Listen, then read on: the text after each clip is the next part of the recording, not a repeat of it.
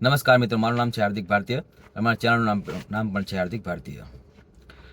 મિત્રો, હવે ગુજરાતમાં આપણે એવું થઈ રહ્યું છે કે કોઈ પણ તહેવાર હોય હિન્દુઓનો, તો વિધર્મીઓ દ્વારા હુમલો થયા વગર ખતમ નથી થતો. દરેક તહેવાર જોઈ લ્યો, દરેક તહેવાર. તો શું હિન્દુએ કોન્ટ્રાક્ટ લઈને રાખ્યો છે કે આપણે જ ખાલી શાંતિ બનાવી રાખવાની?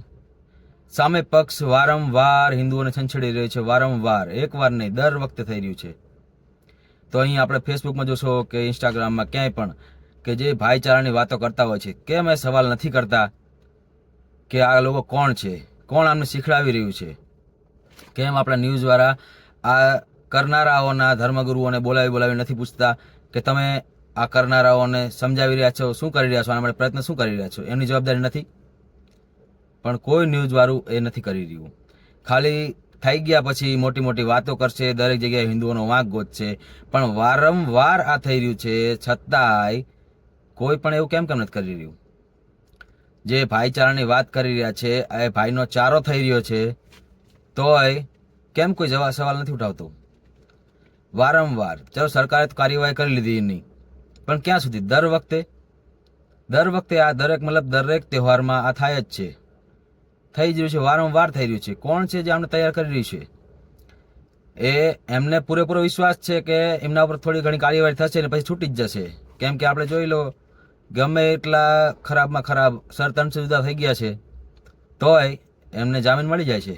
એમને બચાવવા આખી લોબી તૈયાર છે. તો કોક તો તૈયારી કરાવી જ રહ્યું છે.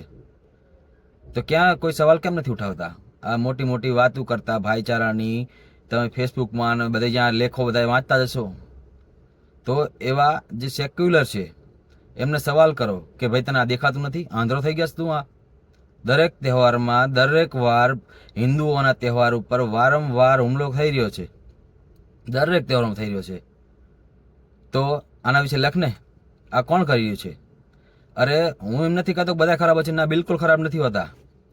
પણ જે સારા છે એ કેટલાએ એવું કહ્યું કે આ જે કરી રહ્યા છે ખોટું કરી રહ્યા છે, એમની વિરુદ્ધમાં કેટલા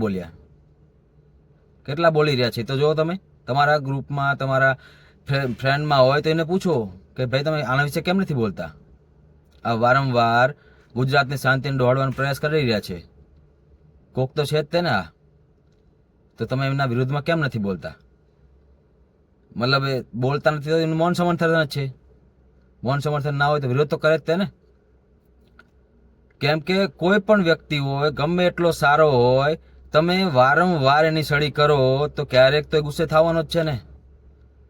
તો તમે વારંવાર આ કરી રહ્યા છો, વારંવાર, એકવાર નહીં, વારંવાર થઈ રહ્યું છે. તો ક્યાં સુધી ચાલશે આ? સરકાર તો એમની કાર્યવાહી કરશે જ, પણ હવે દરેક હિન્દુની ફરજ છે કે સવાલ કરો. જો ઘેટાને જ નહીં બચવું હોય ને તો માલધારી આરામથી સૂઈ જશે. જો ઘેટાને બચવું હશે ને, એને દેખાતું હોય કે સામે શિકારી આવી રહ્યો છે, તો અવાજ કરવો પડશે, તો જ માલધારી બચાવશે. બાકી તમે જ નહીં બોલો આ વારંવાર થઈ રહ્યું હોય છતાંય, તો પછી માલધારીની શું કામ ચિંતા હોય ભાઈ? એ આરામથી શું છે? તો દરેક હિન્દુ હવે સવાલ કરો કે ક્યાં સુધી દર વખતે આ થઈ રહ્યું છે? દરેક આપણા શું ક્યારેય હિન્દુઓએ એમના તહેવારમાં આવું કર્યું? આપણા ગુજરાતમાં એમના તહેવાર આવે જ છે ને, બીજા ધર્મના બધાના તહેવાર આવે છે. હિન્દુઓએ ક્યારેય આવું કર્યું? નથી કર્યું, ક્યાંય નથી કર્યું. અને આપણા તહેવાર ઉપર વારંવાર થઈ રહ્યું છે. એક વાર થાય, બે વાર થાય, આ તો દરેક તહેવારમાં થઈ રહ્યું છે. તો શું ગુજરાતમાં બંધ કરી દેવાના હિન્દુઓએ તહેવાર મનાવવાના?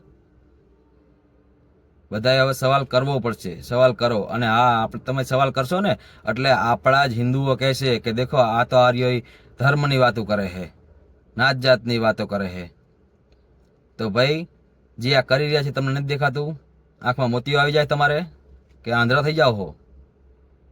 પછી દરેક વસ્તુમાં ક્યારેક હિન્દુ જવાબ આપશે, પછી ત્યારે છાજિયા લેશો હિન્દુઓને, પછી કહેશો કે હિન્દુએ કર્યું. પણ શરૂઆત કોણ કરી રહ્યું ક્યારે નથી જોતા? તો હવે આ સવાલ કરો.